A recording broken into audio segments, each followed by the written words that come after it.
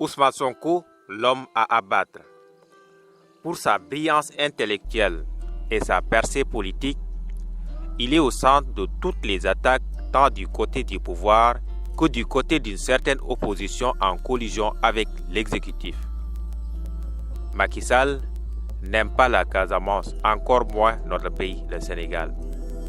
Le président de la République Macky Sall, qui a échoué sur toute la ligne dans sa politique en Casamance, voire le Sénégal, préfère plus l'Europe, la France, la Turquie, la Chine que le Sénégal.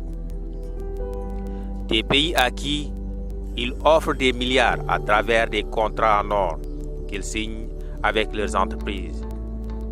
Visite le leader du PASTEF, il a fallu 2 semaines après pour que des responsables de l'APR et peut-être des transhumants encagoulés affichant une casaphilie soudaine se rendissent compte que les propos de Sonko sont gravissimes au point de dégager des miasmes nauséabonds, fractionnistes, voire sectionnistes.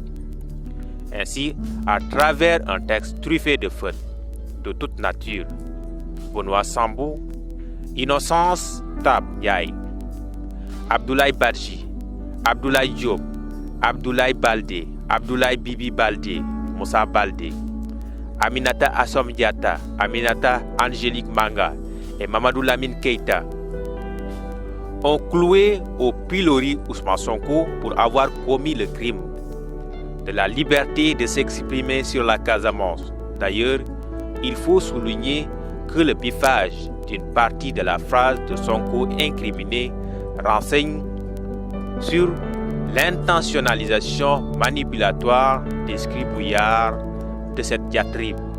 Est-ce une infraction de dire que le président de la République n'aime pas la Casamance, même si l'irrédentisme quarantenaire qui a endeuillé la région méridionale n'autorise pas une certaine liberté d'expression de crainte d'être catégorisé de séparatiste?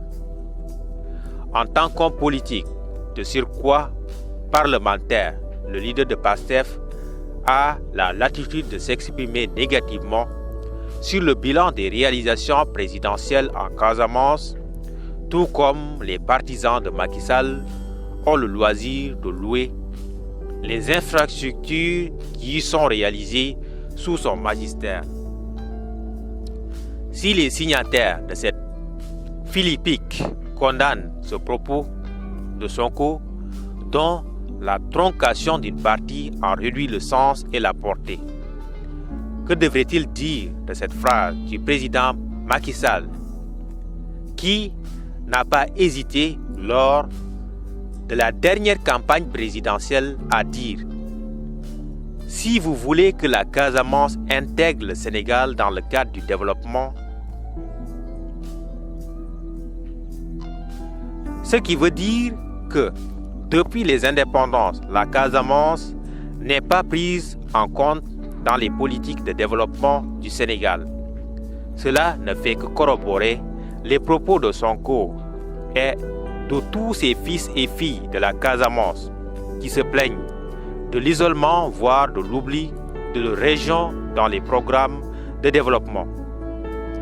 Que dire de ces phrases de Macky prononcées lors de la campagne électorale de 2019 et qui subodorent une appropriation sur fond d'ethnicisme? Matam est un titre foncier à mon nom. Donc qui va à Matam doit me demander la permission et quitte des propos communautaristes de Farba Ngom étirés lors de la campagne législative de 2017 et traduisait la conquête des locales basée sur un électorat ethniquement coloré.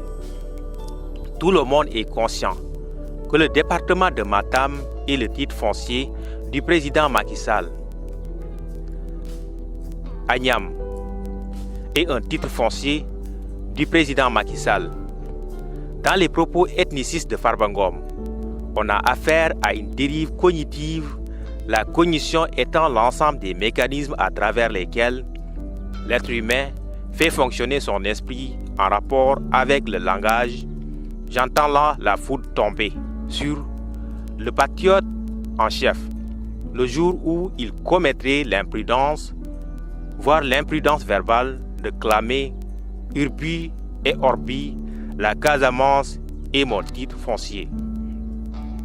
En quête de suffrage, le président Léopold Sédar Senghor déclara le 18 février 1978, lors de sa campagne électorale à Sédhiou, Casamançais, si vous voulez l'indépendance, votez PS. Cette exaction discursive,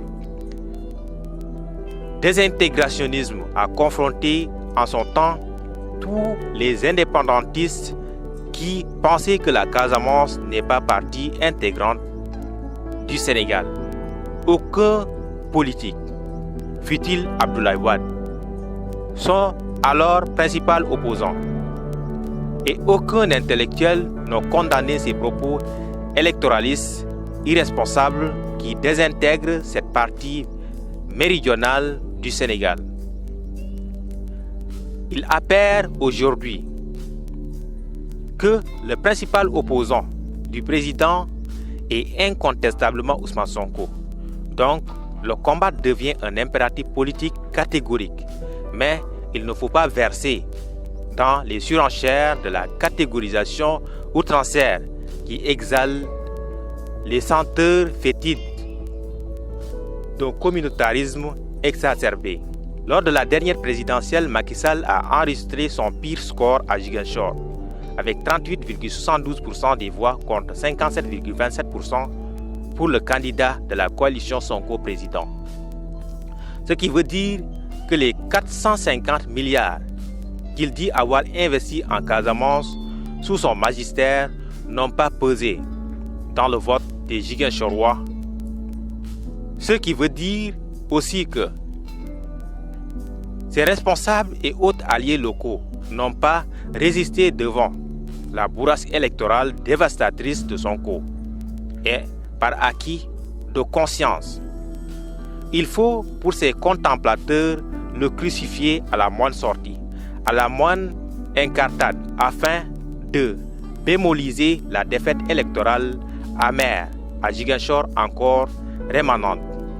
C'est ici le lieu de déplorer que des hommes et des femmes de médias qui doivent élever le niveau du débat politique bafouillent des borborigmes incompréhensibles et s'incrustent dans le combat politique contre Sonko, laissant de côté ses innovations et ses initiatives, notamment dans le domaine agricole. Aussi faut-il reconnaître au leader du PASTEF une intelligence politique qui a su intégrer dans sa stratégie d'innovation la création des vacances agricoles patriotiques. Aujourd'hui, pour sa brillance intellectuelle et sa percée politique, il est au centre de toutes les attaques, tant du côté du pouvoir que du côté d'une certaine opposition en collision avec l'exécutif. Par conséquent, tous les coups sont permis pour mettre hors d'état de nuire cet adversaire potentiel empêcheur de gagner. Mais la vacuité intellectuelle et l'inconsistance du contenu, au lieu de créer l'effet foudroyant tant attendu, risquent de faire de ce texte mal écrit une simple pétard mouillé.